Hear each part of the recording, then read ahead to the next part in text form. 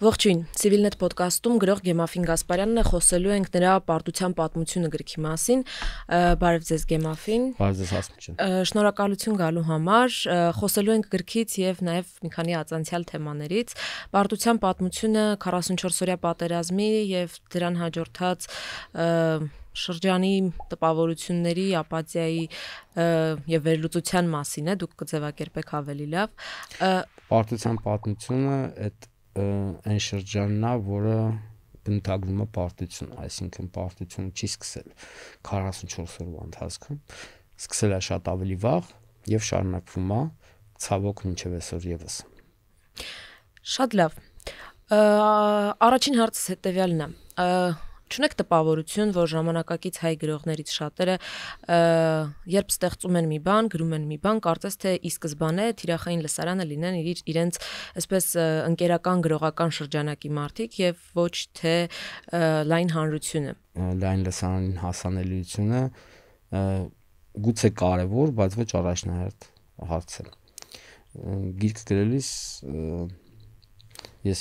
շատ ավելի լուրջ էթիկական հարցերի առաջ էի կանգնած, այն է ինչպես անել, որպեսզի հնարավորինս շատ մարդ կարդա եւ մտածի եւ միաժամանակ ինչպես անել, որ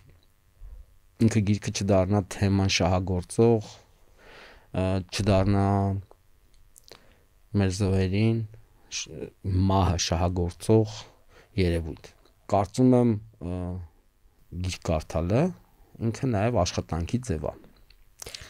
Ոչ միայն հաճույքը։ Թեման հաճախ է շահագործվում։ Ու ո՞նց ենք տարբերությունը դնում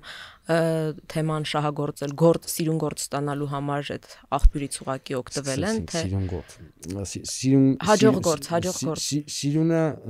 պայմանական բառ ասեցի, կարող ենք փոխել։ Ես նաև գործեր ունեմ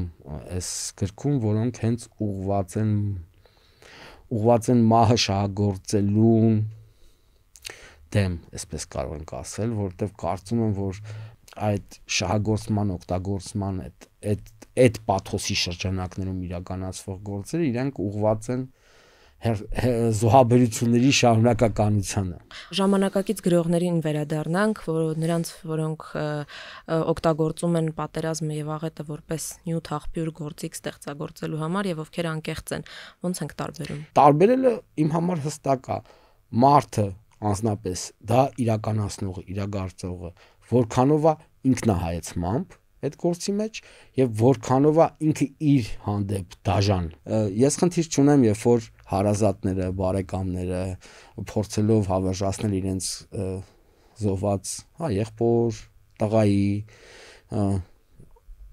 հիշատակը ինչ որ պատվիրում են այսպես հուշագրություններ կամ դյուցազներգություններ կարող ենք ասել, դրանց գեղարվեստական որակ իհարկե չունեն, հիմնականում բացարձակ մեծամասնությունը, բայց դա ես հասկանում եմ։ Իմ համար խնդիր է, երբ որ այդտեղից չի կոպիտ ասած սկսվում, այլ սկսվում է գրողական ամբիցիան բավարարելու տեսանկյունից։ Շատ լավ, հիմա օրինակ այսօր վերջին 10 տարիներին նկարված ֆիլմերը, օրինակ երկրորդ համաշխարհային պատերազմի մասին, լավ ֆիլմերը, մրցանակներ ստացած ֆիլմերը, շահագործում են նյութը, թե չէ, որովհետև արդյոք շատ կարևոր է, եմ ասում, օգտագործելն ու շահագործելը, թեման մտածելն ու վերամտածելը շատ կարևոր է։ Ինչի եմ սա հարցնում, որ արդյոք ժամանակը երբ բթացնում է ցավը, այդ դեպքում արդեն այդքան պատասխանատվություն բարոյական չունես չշահագործելու, այլ օգտագործելու։ Այսինքն, որքան ավելի վաղ է տեղի ունեցել, այդքան ավելի պատասխանատվությունը ցածր է։ Նայեք, իմ համար հստակ էական տարբերություն կա։ Եթե գործը ուղղված է հասկանալուն ու նաև իրավիճակը ճիշտ վերլուծելու, ինչ որ քննական ապարատ զարգացնելու, նայելու այլ տեղից իրականություն։ Կնշեք մի քանի գործ 44 օրյայից հետո գրված, որոնք համարում եք լավ օրինակ։ Ես օրինակ ամենալավ պատմվածքը, որ կարդացել եմ վերջին շրջանում եւ հենց ուղղված է պատերազմից անմիջապես հետո Սարգիս Հովսեփյանի Տափակ քարն։ Թեման ինքը շատ զգայուն է։ Դեռ կան հաշմանդամություն ունեցող անձիկ, զոհվածների ընտանիքներ, էթնիկ զտման արդյունքում 100,000-ից ավել մեր հայրենակիցներ Հայաստանում են։ Այս կարևոր հարցեր է եղել իմ համար գիրք գրելուց։ ու ես հույս ունեմ, որ մաքսիմալ կարողացել եմ հասցեագրել այդ հարցերը։ Լավ, ուզում եմ անդրադառնալ տարբեր հատվածների գրքի։ Կարդամ, եթե դեմ չեք։ Բայց սկզբից կարդացի։ Ասպատակություն։ Հա, կարող եմ փոխանցել դուք կարդաք։ Չէ։ Ասպատակություն։ Դուրը, դրան հետևի դուրը, դրան հետևի դուրը։ Այս միջանցքներում հուշի կանցել են նրանք, որ գիտեն ինչպես բացել դրան հետևի դուրը։ Ասպատակություն։ Դուրը, դրան հետևի դուրը, այս միջանցքներով հուշի կանցել են նրանք, որ գիտեն ինչպես բացել դրան հետևի դուրը։ Նայեք, համատեքստը շատ կարևոր է։ Եթե կարճ ասեմ, ես այդ ընթացքում եղել եմ աշխատանքի եւ սոցիալական հարցերի նախարարի առաջին տեղակալ։ Եվ սա միակ գործն է, որ այդ ընթացքից է։ Գիրքը ինքը առանձին փորձառություն է։ Այսինքն ինքը միայն կարդալը չի, ինքը նաև թերթելն է։ Գիրքը շրջանաձև է կառուցած։ Հակառակ ժամանակագրությամբ, իսկ ամենավերջին գործը ամենասկզբինն է,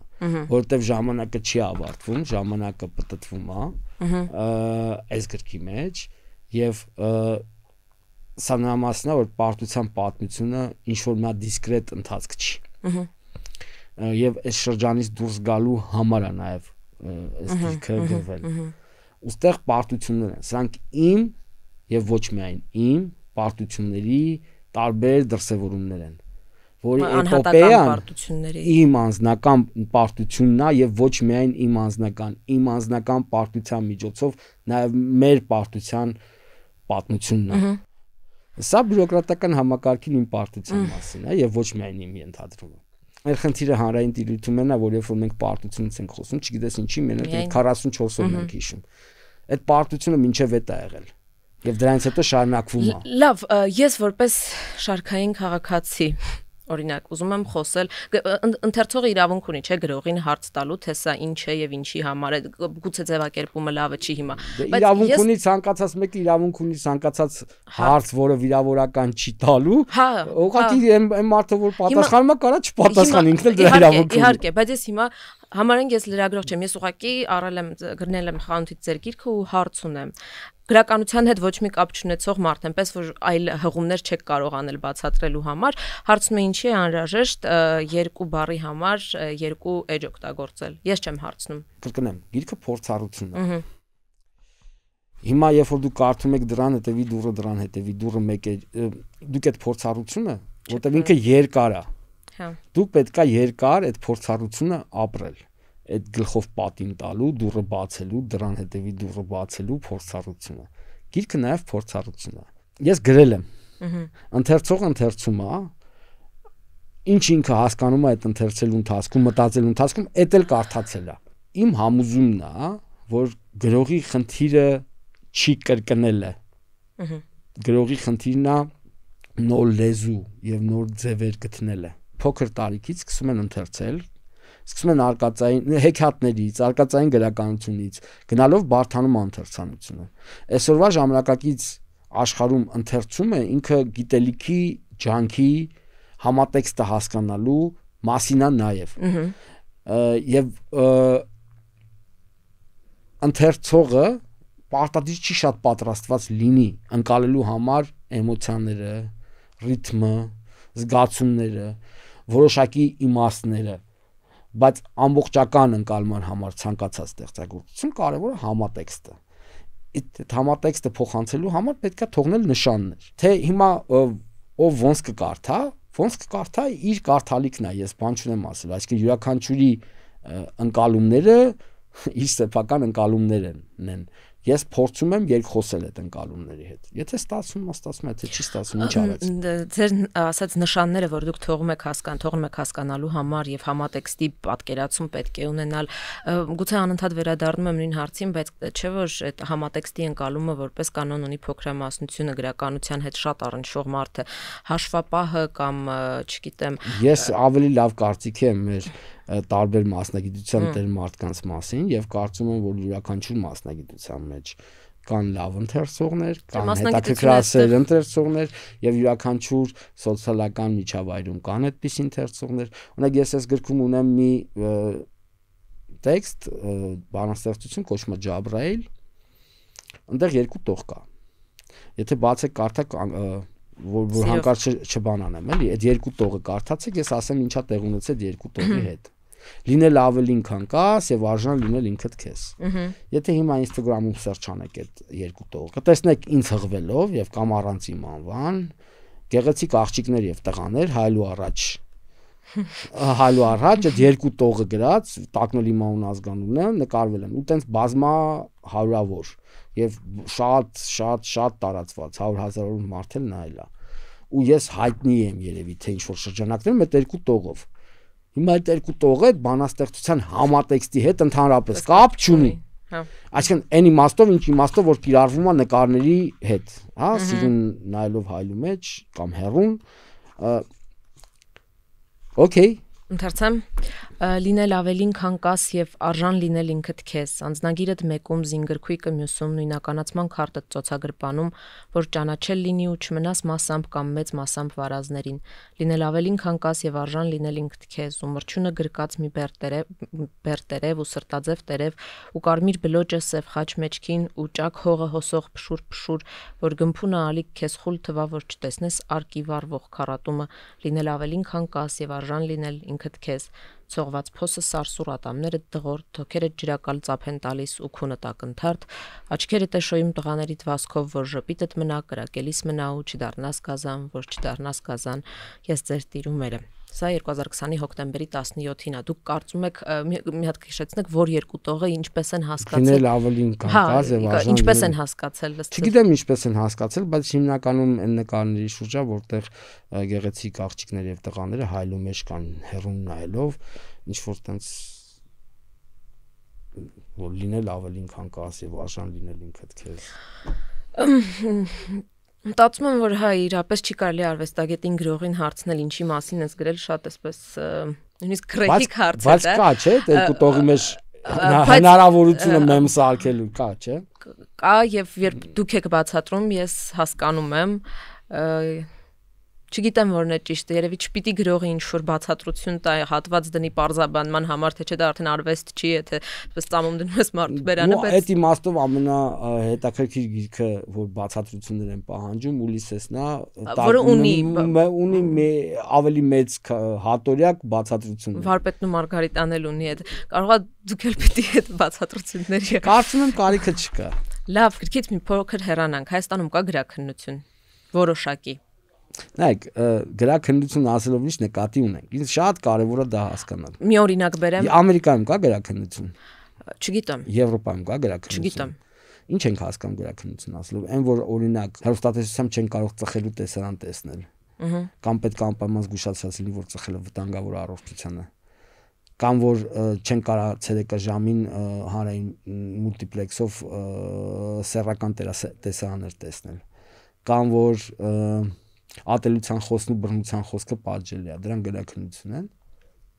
Դժվարանում եմ ասել, բայց կարող եմ գրաքննություն են մի օրինակ բերել, որը ավելի շատ է գրաքննության տպավորություն թողնում, վերջերս գրող պոետ Մարինե Պետրոսյանը իր Մենք ակումբի հետ պետք է հավաք ունենար, բարբերաբար հանդիպում են ներկա քաղաքական իրավիճակը, հնարավոր փոփոխությունները, իրենց պոտենցիալը եւ այլն քննարկելու եւ հավաքը չեղարկվեց, որովհետեւ տարածքը, էական չէ որտեղ տարածքը, որտեղ պիտի լիներ այդ հանդիպումը Էական է, պետական տարածք էր։ Չէ, պետական տարածք չէ։ Հանրային տարածք էր։ Տեսեք, այնուամենայնիվ մի փոքր տարօրինակ է, չէ, երբ որ 4-5-6 անգամ այդ նույն տարածքում հավաքում եք ինչ-որ բան քննարկելու։ Այսինքն 5-6 անգամ մի ամիս առաջ չկար գրաքննություն, այսօր եղավ։ Բա ինչով է պայմանավորված։ Նայեք, իմ համար հստակ է, ցենզուրա ասածը շատ վատ բան է։ Բայց մենք որպես հասարակություն ինչ որ հարցերի շուրջ պայմանավորում ենք, որ այս կարելի է հանրայնորեն, այս կարելի է ժամից, այս կարելի է ինչ տեղում եւ այլն։ Եթե գլոբալ նայենք ցենզուրային, դա այն է, երբ որ պետական պետությունն է, իշխանությունները, որոնք զավթել են այդ պետությունը, իրենց խոսույթներին դեմ, իրենց գաղափարներին դեմ, իրենց տարածվող, հա, իշխանությանը դեմ միջոցառումները արվեստային միջոցառումները եւ կամ արվեստային արարքները չեն թույլ տալիս, որպեսզի լույս տեսնի, չեն թույլ տալիս, որպեսզի տեղի ունենա։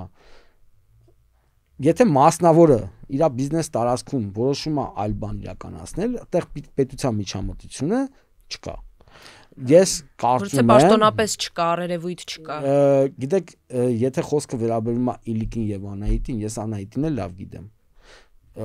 Վստահ եմ, որ ուղիղել չկա։ Իսկ ազդեցությունների մասով հանրային ազդեցությունները ցանկացած մեկը տրված են այս կամ այն չափով։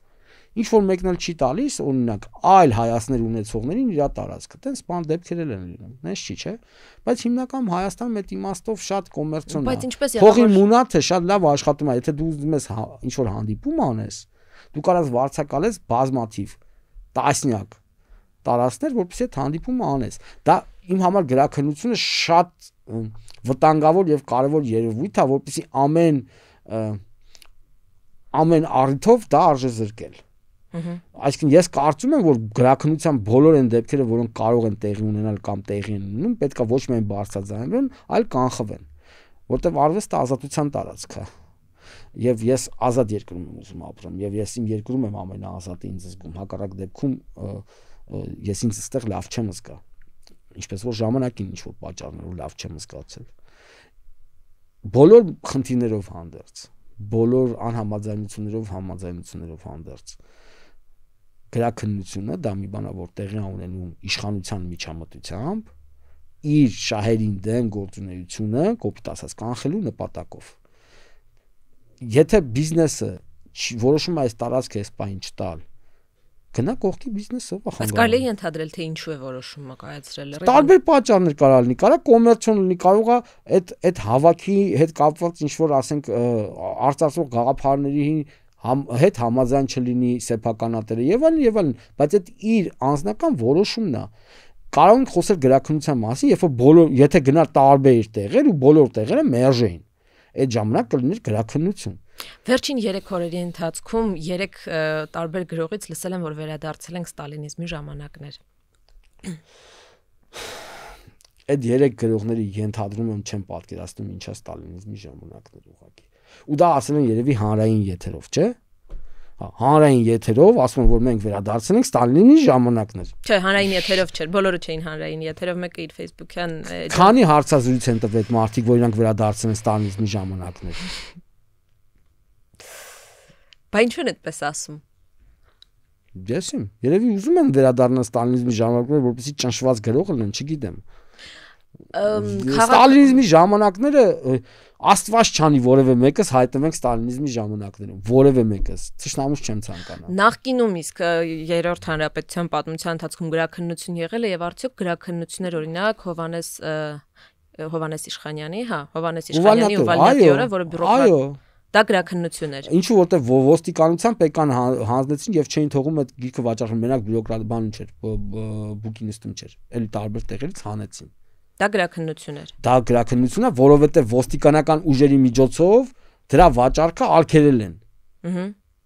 Հիմա ոստիկանական ուժերի միջոցով ինչ որ մի հատ հավաք արգելել են այդ շրջանակի։ Եթե այսօր գրվեր նման բան, այսօր համարյա թե նույն բովանդակությամբ մի բան գրվեր, ինչու Վալնյատի օրն էր։ Գրվում է։ Ո՞վ է գրում։ Լիքը տարբեր մարդիկ։ Այս կոնցեպտը ամբողջությամբ հակասում է այսօրվա բանը իշխանության կողմից բանը շրջանառող կոնցեպտին։ Այս կոնցեպտը դեսանույնը չի համեմատելու չի բանը այնքան բան է գրվում Հայաստանի Հանրապետությունում Սա կոնկրետ ասում եմ բանակում այս բաներն են կատարվում եւ դուք դրա մասին տեղյակ չեք եւ այդ արատավոր բարքերի մասին խոսելը տաբուացված է կոնկրետ թիրախ էր բանը ինչի մասին չի գրվում այսօր Հայաստանում Ես որպես գրական գործ նկատի չունեմ Ինչ որ բան կա, որի մասին Հայաստանում այսօր չի գրվում։ Հայաստանում կարող են այսօր գրել մի բան, որտեղ ակնհայտ բացասական վերաբերմունք լինի գործող իշխանության նկատմամբ, բայց կարող է գրվել Ուվալնյատի օրը երկրորդ անգամ կամ Բայց արժի գրել Ուվալնյատի օրը երկրորդ անգամ, չգիտեմ, բանը թողնենք բանակը վերցնենք մեկ ուրիշ ոլորտ կամ մեկ ուրիշ գերատեսչություն։ Էթո գրեն, այսպես ինչ որ մեկը ինչ որ բանա գրել չի կարած է տպագրի կամ չի կրկնվի նույնը չեն հանի խանութից, չեն կանչի ռազմական ոստիկանություն։ Այստեղ դեպք եղել է։ ես չեմ հիշում։ Չէ, էշ մի սատկի գարուն կգա միշտ կարանք ասենք, այդ չի խնդիրը, այսինքն բայց եղել է տենց դեպք։ Գուցե ավելի համեստ են եղել իրենց ձևակերպումներում։ Ովքեր։ Գրողները, որոնք Այդ ի՞նչ կապ ունի ցենզուրայի հետ, թո չլնեն։ Ո՞վ է խանգարել։ Ես վստահ չեմ, որ համեստ են եղել իդեպ, ես ուղղակի ամեն ինչ չեմ ընթերցել, էլի որ վստահ ինչ որ բան ասեմ։ Ո՞վ է խանգարել։ Չէ, երբ որ կխանգարեն, առաջին մարդը, որ կգնա այդ մարդու կողք կանգնի, առաջին մարդկանցից մեկը ես կլինեմ։ Բայց դա իմ համար շատ կարևոր թեմա է։ Շատ կարևոր է, որ չարժե զրկվի։ Ոչ գրաքննության գաղափարը, ոչ տոտալիտարիզմի գաղափարը։ Այն որ մենք գնալով ավելի ավտորիտար հասարակապետություն ենք ձևավորում վերջին տարիների ընթացքում, դա ակնհայտ է, այս ընթացքը իմ համար ակնհայտ է։ Դա ունի օբյեկտիվ եւ սուբյեկտիվ պատճառներ։ Բայց մամուլի ազատության խնդրեմ ունենք մենք։ Լավ, մեկ ուրիշ հարց տամ։ Համաձայն եք, որ այսօր ժամանակակից գրողներին մեծ հաշվով ոչ անարդարացիորեն բաժանում են երկու ճամբարների, նրանք ովքեր հանդուրժում են գործող իշխանության եւ նրանք ովքեր շատ ավելի այսպես կտրուկ ու Ես կարծում եմ դա հենց քաղաքական բևեռվածության խոսույթի արտացումն է։ Ես չեմ կարծում, դա չի։ Ինչպես կա քաղաքական բևեռվածություն։ Հանդուրժելը ո՞րն է։ Կամ չհանդուրժելը ո՞րն է։ Այն որ չի ավելի հանդուրժում։ լոյալ վերաբերմունք ունենալ։ Այն որ չի հանդուրժում, ինչ է անում։ Այն որ հանդուրժում է, ինչ է անում։ Այն որը չի հանդուրժում անընդհատ արձանագրում է իր ընկալմամբ անազնվություն, իր կարծիքով օրենքի խախտում, անընդհատ արձանագրում է ինչ որ բան։ Իսկ այն որ հանդուրժում է, Իսկ այն որ հանդուրժում է, փորձում է շրջանցի, փորձում է անկյունները փապկացնի, բացատրություններ։ Դա գրողների հետ ինչ կապ ունի, դա մարդկանց տարբեր տեսակներ կան։ Մարդ կա շատ ավելի սուր է իր արտահայտումների մեջ, մարդկա ավելի կոռեկտ է, մարդկա ավելի լայն է նայում պատկերին, մարդկա ավելի նեղ։ Դե հիմա անուններ չեմ ուզում տալ, բայց մարդկա քաղաքական շահագրգռվածություն ունի, մարդկա չունի։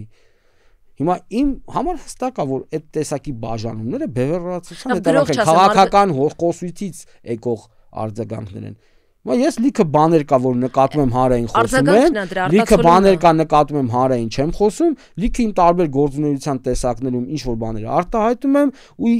ելի եմ կրկնում, այս գիրքը ամբողջությամբ հակադրության մեջ է այն խոսույթի հետ, որ այսօր շրջանառվում է իշխանությունը ինչ իմաստով ամբողջությամբ հակադրության մեջ է, ոչ թե խաղաղության ձգտման իմաստով, այլ թե այն մեկնակետի, որով որ արտացվում է։ Ես կարծում եմ, որ եւ իշխանությունները եւ ընդդիմությունը չեն նայում պարտությանը։ Մեկը պարտությունը փորձում է ինչ որ մեկի գրպանը գցի ամբողջությամբ, մյուսը փորձում է ասի դա սա պարտություն չէ, ազատագրական պայքար էր, որը հասավ իր հանգրվանին։ Սա հիմա ես որ մեկի փեշը բռնեմ։ Իսկ կարամ ես ինքս իմ դիրքը ունենամ, խի պարտավոր է ես ինչ որ մեկի կողքը լինեմ, ինչ որ պահի։ Լավ, չէ, պարտավոր չեք որևէ մեկի կողմը լինել, բայց Իմիջիալոց ես խնդրեմ չունեմ ինչ որ մեկի կողքը կանգնեմ, երբ որ տեսնեմ, որ սա ավելի քիչ չընդունելի է, քան մյուսը։ Չոր հաշվարկով բաժանում են այսօրվա միայն գրողներին, չէ, արվեստագետներին, պրո եւ իշխանական եւ հակաիշխանականին։ Դուք լսել եք կամ զգացել եք երբևէ, որ ձեզ դասում են առաջին խմբին։ Երկուսի մասն էլ լսել եմ։ Երկրորդն էլ եք լսել։ Հա, այն էլ եմ լսել։ Երկուսն էլ լսել եմ։ Ես իմ կողքն եմ կանգնած առաջին հերթին։ Եթե կողքս ինչ որ մեկը այդ բան հայտնվում է, կարամ համագործակցել։ Որ ասում եք ոնց է դա արտահայտվում, որ ինչ որ միջոցառման ժամանակ արվեստի մշակույթի մի գործիչ տապում է ձեռքով բարևել իշխանության որևէ ներկայացուցիչ, մյուսը բոյկոտում է այդ միջոցառումը, օրինակ։ Իսկ կարա չշտապի ուղղակի ինչ որ միջոցառման հայտնվեն իրար կողքի եւ իրար ճանաչեն, իրար բարևեն, նորմալ չի։ Ժամանակին Սերժ Սարգսյանից մրցանակներ ստացող այդ մրցանակները վերցնող մարդկանց անվանում էին պրոիշխանական եւ կոնկրետ գրողներ կային, ես հիշում եմ։ Ըստ էական տարբերություն։ Մի հատ էական տարբերություն եկեք ֆիքսենք։ Նախորդ իշխանությունները ընտրված չեն։ Այս իշխանությունները ընտրված են։ Հիմա ինչ որ բաներ դուրս գալիս է, լիքը բաներ դուրս չի գալիս։ Կա էական տարբերություն։ Այս իշխանությունները արդար, որևէ մեկի կասկածի տակ չի դրել, չէ՞, ընտրությունները։ Արդար, հնարավորինս ազատ ընտրություններով ընտրվել են, հետևաբար մենք նկատի ունենք ժողովրդավարական process-ով ձևավորված իշխանության մենք հարաբերվում ենք ժողովրդավարական process-ով ձևավորված իշխանության հետ, որը չի ուզուրպացրել այդ իշխանությունը, չի գողացել այդ իշխանությունը։ Նախորդից մենք գործ ունեինք մի իշխանության հետ, որը ուզուրպացրել էր եւ գողացել էր իշխանությունը։ Այս երկու տարբեր իրավիճակներ է, ու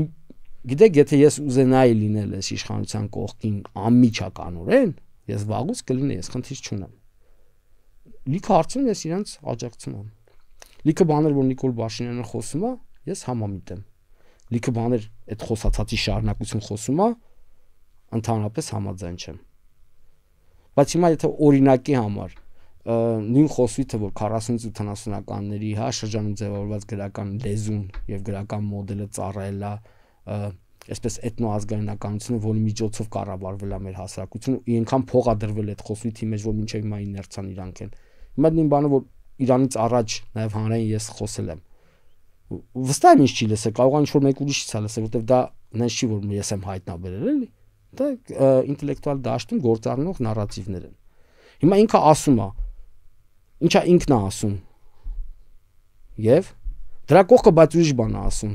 Սնուցող մայրեր ինչ որ sense, ասենք,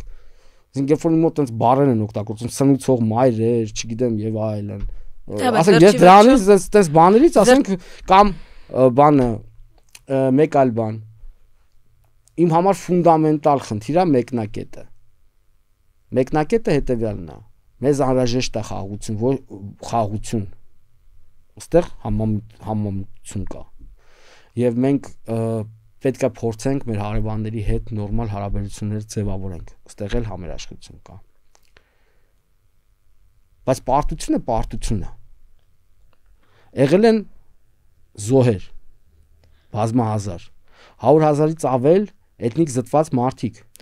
որոնք ունեն կարիքներ, որոնք ունեն զգայունության կարևոր աստիճան, ունենք հաշմանդամություն ունեցող մարդիկ։ Եվ դա պատտել ասել, որ գիտեք ինչ կա, մենք սա պարտություն չէ, սա ազատագրական պայքար էր, որի արդյունքում Հայաստանը անկախացավ, սա իմ համար շրջում է։ Մեծ հաշվով պարզ այտենց ուղիղ չի ասվում, բայց այդ կոնտեքստն է ձևավորվում։ Պարտությունը տեղի է ունեցել, պետք է առերասվել դրա հետ։ Հետևաբար պարտությունից հետո կամ պետք է վերախմբավորվել եւ փորձել ձևավորել ավելի զարգացող եւ նորմալ պետություն, կամ շարունակվել այդ պարտության նարատիվի շրջանակ նախորդից ձևավորված այդ նարատիվները նորից շրջանառվել, հերթական պարտությունը անել, գնալ դառնալ գաղութ։ Մեկնակետն է իմ համար խնդրեմ։ Ես կարծում եմ, որ եթե ուզում ենք նորմալ զարգացող ժողովրդավար պետություն, մենք շատ զգայուն պետք է լինենք այս զոհվածների ընտանիքների հանդեպ, որտեվ նայեք, Հայաստանի Հանրապետությունը դեռ գործառնելու է։ Պատերազմ հավանականությունը այս պայն ավելի քիչ է, քան մի տարի առաջ, բայց նենց չի, որ զրո է, ու հեչ հնարավոր է, որ կարող է ինչ-որ մի պահի նորից խնդիրներ առաջանան։ Մենք ճանապարհի սկզբում ենք, ոչ թե արդեն խաղաղությունը հաստատվել է, այլ խաղաղությունը ճանապարհ է, որի սկզբում ենք մենք։ Կարելի է ճանապարհը չանցնենք, շատ հավանական է։ Որպեսզի պետությունը կարևորվի, պետքա զոհվածների ընտանիքները որևէ բանի խնդիր չունենան։ Հակառակ դեպքում հարց առաջանում։ Ունեք ինձ այդ հարցը տվել են, ես դրա պատասխանատվություն եմ։ Ասեն դու շատ եսասեր ես, որ գնացել ես պատերազմ։ Որ դու քեզ մի բան լիներ։ Քո երեխեքի ձեռը օդում էր մնալու, կինտե գլուխը կախ, չէ՞։ Որտեվ ես տեն տեսնում, չէ՞ հիմա։ Դա եսասիրական արարք է։ Դու հակառակը, դա ոչ թե պատասխանատու արարք է, այլ անպատասխանատու արարք է։ Հիմա մեր պետության խնդիրն է, որպես ինքը ձևավորի միջավայր, որ հաջորդ գնացողը երբ որ կլինի, ինքը իմանա, որ ինքը ոչ թե եսասիրական եւ անպատասխանատու արարք անում սեփական ընտանիքի հանդեպ, այլ անում է պատասխանատու արարք սեփական ընտանիքի հանդեպ։ Էսա կարևոր, sense ձևի հարցերն է կարևոր քննել, որ ես կապված խնդրեմ ունեմ շատ այս իշխանությունների վարած քաղաքականության մասով։ Բայց նաեւ գիտեք, ես ունեմ ընկերներ, որոնք այս իշխանության մաս են հիմա էլ։ Ընկերներ ոչ թե այն իմաստով, որ Իսկ ես գիտեմ իրենց արժեքները։ Կարող իրանք սխալներ անեն։ Եվ ունեմ մարդիկ, որոնց տանել չեմ կարող այս իշխանության մեջ, ուղղակի, որտեղ ես իրենց արժեքներն եմ մոտավորապես պատկերացնում, որոնք հակադիր են իմ արժեքներին։ Հիմա ինչ, ամեն ինչը սև ու սպիտակով սենց բանանենք ու խաղություն ենք, չէ՞ ուզում բոլորս։ Բայց խաղությունը ո՞նց է ձևավորվելու, եթե անընդհատ գծեր ենք քաշում իրար մեջ։ Մենք մեր ներսում ենք բևեռվածություններ ստեղծում։ Ոնց ենք այդ խաղությունը արտաքին ապահովելու առանց ներքին համերաշխության։ Տեսեք, ես չեմ ասում մենք նույնն ենք։ Մենք նույնը չենք, մենք շատ տարբեր մարդիկ ենք ու մեր ուժը մեր բազմազանության մեջ է։ Մարդիկ ակնկալում են շատերը, որ այդ խաղաղությունը կլինի այն դեպքում, երբ այլևս գործող իշխանությունը չվերարտադրվի։ Վերարտադրվին որն է, ընտրվի։ Ընտրվի։ Հա, այսինքն ուզում են, որ մեծամասնության կամքը տեղի չունենա, իրանց փոքրամասնության կամքը տեղի ունենա։ Մեծամասնության կամքը փոխվի։ Թող աշխատեն ու վախ անգարում։ Լավ, այդ դեպքում մի ամփոփիչ հարց, գրողները, արվեստագետները, որ հավաքվում են ինչ-որ սրճարանում, ինտելեկտուալ զրույցներ են վարում, դա կարող է իրականում հողի վրա երկրում ինչ-որ բան փոխել, չէ՞ որ վերջի վերջո ես այն տպավորությունը ունեմ, որ գրողը ոչ թե գոնե այսօր մեր ժամանակակ, մեր իրականության մեջ, մեր օրերում ոչ այնքան իրականությունը փոխելու համար է, այլ ուղղակի սպասում է, որ տեղի ունենալիքը տեղի ունենա եւ վերջում տա դրան մեկը սիրուն, մեկը ինտելեկտուալ, մեկը շատ ազնիվ, բայց պարզապես պոետիկ արձանագրում, բայց փոխելու լծակ չունի։ Եթե զուտ արարքի մասին է, այս գիրքը փոխելու մասին է նաեւ։ Հիմա Հայաստանի Հանրապետությունում գործառնում այն գեղարվեստական խոսքը, որը ձևավորվել է նախորդ տարի 50-ականներից սկսած։ Ու դա մտքի ձևերն է ձևավորում։ Այսինքն մենք ոնց ենք մտածում տարբեր հարցերի շուրջ։ Իրա վրա լավ փող է ծախսվել ժամանակին, մեծ ստատուս է տրվել այդ գեղարվեստական խոսքին, որը ձևավորվել է տարբեր միջավայրերում եւ քննարկումների եւ գրքերի միջոցով։ Գեղարվեստական խոսքը հայ իրականության մեջ միշտ կարևոր է եղել։ Ուղղակի գեղարվեստական խոսքը մի տեսակի խոսք չի։ Մեկը մարգինալ է, մինչև հիմա էլ մարգինալ է, մեկը ավելի դոմինանտ է։ Հիմա որպեսզի մենք ուզում ենք փոխենք մեր ընթացքը վերջին դարերի առնվազն, մենք պետք է փորձենք փոխել այդ գեղարվեստական խոսք, դոմինանտ գեղարվեստական խոսքը, թե ինչի է անդրադառնում, ինչ խոսույթներ է ձևավորում, ինչ լեզվով է խոսում, ինչի մասին է խոսում։ Այդ ընթացքը տեղի է ունենում, բայց քանի որ ժամանակին շատ մեծ գումար էներգիա ծախսվել, իներցիան մինչև հիմա էլ հաղթում է։ Այսինքն մեր պատկերացումները, թե ինչպիսին պետք է լինի գրական տեքստը, ինչպիսին պետք է լինի բանաստեղծությունը, ինչի մասին պետք է լինի, ինչն է կարևոր, ինչն է երկրորդական։ Մի բան է, որ իմիջիալոց ես Ռաֆիի արարքը շատ բարձր եմ գնահատում։ Բայց մի բան է, երբ որ դու դա անում ես ցարական Ռուսաստան, որպեսզի ստեղծես անկախ պետություն, մի բան է, երբ որ դու գործառնում ես անկախ պետության մեջ, որպեսզի ստեղծես ավելի լավ պետություն։ Դիցուկ։ Եթե դա քո խնդիրը, բայց կարա այդ խնդիրը գրողի խնդիրը вообще այդ կարա չլինի, ընդհանրապես դրա այդ կապ չունենա։ Ուղղակի մարդ կարա այդ հանձնառնի, մարդ կարա չհանձնառնի։ Յուրաքանչյուրի որոշումն է։ Այսինքն շատ կարևոր է, թե դու ինչն ես առաջնահերթ համարում։ Ու գեղարվեստական խոսքը իհարկե մեծ ազդեցություն ունի։ Ուղղակի թե ինչպիսի գեղարվեստական խոսքը։ Մենք մի խումբ գրող ընկերներով շաբաթը մեկ հանդիպում խմում ենք։ Ես վստահ չեմ, որ այդ ինչ-որ բան է փոխում։ Բայց եթե դա հանրային է, չգիտեմ, հանրայնացված է, ինչ-որ մի ձևով ազդեցություն ունի, կոմունիկացվում է, հասնում ավելի լայն հանրությանը, կարա ազդեցություն ունենա։ Ես շատ, նայեք, հիմա գրողը 10-րդ դարում մոնոպոլիստ էր մեծ հաշվով։ Հիմա կա հեռուստատեսություն, կինո, ինտերնետի տարբեր հնարավորություններ, խաղեր եւ ուշադրությունը, իսկ մենք ունենք հիմա շատ ավելի կարճ ուշադրություն, ու նաեւ մեր ուշադրությունը պետք է մեր ժամանակը պետք է կարողանանք բաշխենք տարբեր, մեդիաների, որտեղ գիրքն էլ է մեդիա մեծ հաշվով, մեդիաների միջև։ Հիմա պարզ է, որ առաջ ստատուսային իմաստով գրական տեքստը շատ ավելի արագ էր սփռվում եւ շատ ավելի լավ էր տարածվում, քան հիմա, բայց երկարի մեջ գեղարվեստական խոսքը իր խոսքը միշտ ասում է։ Լավ, վերջին երևի թե կենցաղային հարցը տամ գրողական միջավայրում, որտեղ գործում եք դուք, քաղաքական նախապատվությունների պատճառով հարաբերությունների խզումը Ես քաղաքական նախապատվությունների պատճառով չեմ խզել իմ հարաբերությունները որոշ մարդկանց հետ։ Որոշ մարդկանց հետ խզել եմ իմ հարաբերությունները, որտեղ իրանք սովորական մարդկային էթիկան չգիտեն ինչ է։ Դա քաղաքական, ես տարբեր քաղաքական հայացքներ ունեցող ընկերներ եւ մտերիմներ ունեմ, միշտ այդպես եղել եւ հեղափոխությունից առաջ այդպես եղել։ Ու ես մարդու հետ անձնական շփումներս քաղաքական հայացքների շրջանակում չեմ կառուցում, եթե իհարկե դա չի ազդում մարդկային որակների եւ արժեքների վրա։ Հաճախ չի ազդում։ Իսկ ինչ վերաբերում է թե կրկնեմ, ես խնդիր չունեմ այս իշխանությունից դիստանցավորվելու կամ մոտենալու։ Եթե այսինքն ինքս համարում եմ ինչ որ բանը ճիշտ կամ ինչ որ բանը սխալ։ Ինձ պետք չի տեղավորել։ Ես ըստ անհրաժեշտության կտեղավորվեմ, եթե գտնեմ այդ կարևորը։ Տարբեր ընկերներ իրենց դիրքավորումները փոխել են անընդհատ այս ընթացքում, ինչ որ ես տեսել եմ։ Ու այդ նաև նորմալ է, որովհետև կյանքը փոփոխվում է եւ մենք վերադիրքավորման խնդիր միշտ ունենք հարցեր, մենք էլ ենք փոխվում, չէ՞։ Հիմա ես օրինակ այն օրը ինձ բռնել եմ մտքի վրա, որ ավելի պահպանողական եմ, քան 10 տարի առաջ։ Թեև ինձ թվում է կմտածեմ քո ինչն է պահպանողական, բայց հաստատ տենց է, հիմա ավելի պահպանողական եմ, քան 10 տարի առաջ։ Հետո մենք որոշակի փորձառություններ ենք անցել, հա, այս ընթացքում առնվազն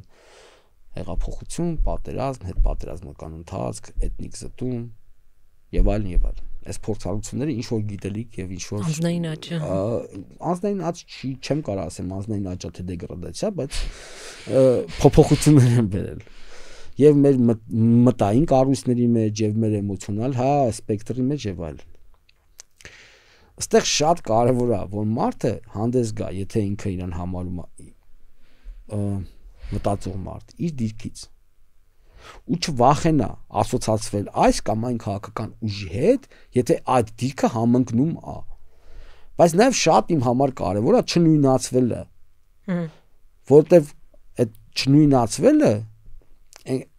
այնքանով է կարող, որտեվ հանրային ընկալման մեջ եթե ինչ-որ մեկի հետ նույնացվում ես, այնուհետ, եթե հակառակ մի բան ես ասում, ասում են վայ։ Այսինքն Դա դու եմ բանը չի։ Հա։ Բայց այդ իր մտապատկերում է այդպես։ Իսկն արդեն 40-ն անց եմ, կարամ հանգիստ ասեմ, վերջերս 40-ից լրացել է։ 40-ն անց եմ արդեն, հա։ Շատ բան եմ տեսել։ Իմ համար շատ կարևոր է մարդը իր էթիկական կառույցը պահի։ Էթիկական կառույցը պահելը ինքնախնամքի կարևորագույն տարր է, որովհետև եթե դու քո էթիկական կառույցը չես պահում, հետո մեկ էլ կարաս հայտնվես միտեղ, որտեղ չէիր ուզում։ Հա, ու մի բան էլ, մեր բոլորիս կյանքը, բոլորիս կոմպրոմիս է։ Խոսքը միշտ չափի մասին է։ Այդ չափի զգացողությունն է կարևոր, որովհետև յուրաքանչյուրս կոմպրոմիս ենք գնում մեր կյանքի ընթացքում, մեր երեխաների հետ, մեր ծնողների հետ, մեր աշխատանքային ընկերների հետ, այն իշխանության հետ, որը գոյություն ունի, չգիտեմ, վարորդի հետ, որը մեր դեմը կտրում է, այսինքն կյանքը կոմպրոմիս է, նեղ եւ լայն իմաստով, խոսքը միշտ չափի մասին է, իսկ իմ համար հետեւյալ չափն է կարևոր։ Ես պատրաստ եմ գնամ այնքան կոմպրոմիսի, մինչև այն ինչի համար գնում եմ կոմպրոմիսի, չի կորցնում իր նշանակությունը։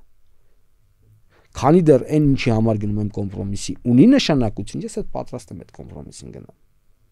Շնորհակալություն շատ։ Երևի այսքան եմ։ Ես եմ շնորհակալ։ Civilnet podcast-ում գրող Գեմաֆին Գասպարյանն էր, կհանդիպենք։